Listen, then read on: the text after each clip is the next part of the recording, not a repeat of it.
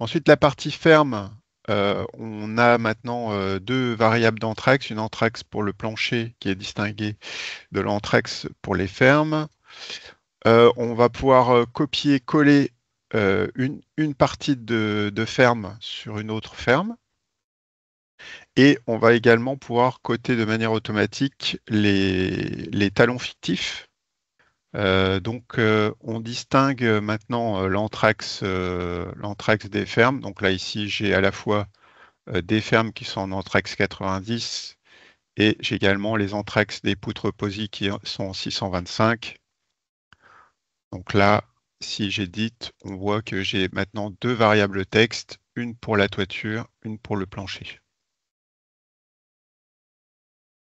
D'accord. Donc ces variables-là, elles correspondent à ce qui est renseigné au niveau des hypothèses euh, dans les réglages généraux du projet. Par exemple, ici au niveau de mon plancher, voilà, j'ai les 625. Et au niveau des fermes, c'est mon anthrax général de ferme. Bien sûr, il se peut que vos fermes, elles ont été modifiées derrière manuellement, mais à ce moment-là, il gardera les hypothèses de départ. Ensuite, on va pouvoir faire un copier-coller d'une partie de ferme. Donc si je sélectionne ici ces deux fermes, là on voit qu'on a une ligne de module qui a défini un découpage en parties. Je vais ouvrir ma sélection. Donc voilà, j'ai peaufiné ma ferme, elle passe en calcul, elle me convient, elle est en trois parties. Donc je vais vouloir copier par exemple le chapeau. Donc je vais mettre ma souris proche du chapeau, c'est-à-dire dans la partie haute, et je vais faire un clic droit, copier une partie de ferme. Ensuite, je vais passer sur la ferme sur laquelle je veux coller la partie. Là, peu importe où je place ma souris, je vais faire un clic droit et je vais coller la partie de ferme. Donc ici, on voit que mon chapeau était collé. Donc ici, après, il faudra faire gaffe aux connexions, puisqu'on a changé les sections et du coup, vous voyez, le raccord ne se fait plus tout à fait au même endroit. Donc je vais continuer, je vais copier maintenant cette partie-là.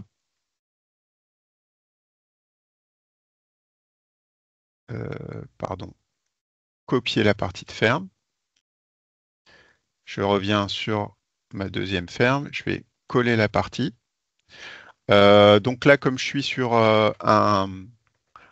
une extrémité, il va me demander si je veux la miroiter, c'est-à-dire si je veux faire une symétrie ou conserver l'orientation. Donc je vais dire non, je vais conserver l'orientation.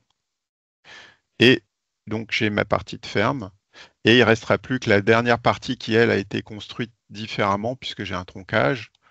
Je vais devoir ici adapter pour que, par exemple, la section des arbalétriers, pour que on se reconnecte.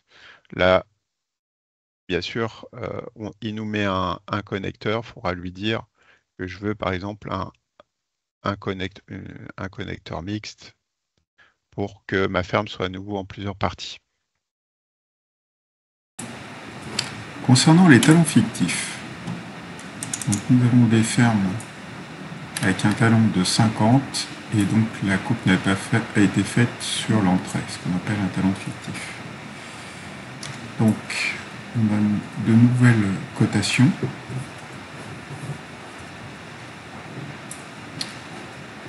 si je vais dans les cotations de ferme,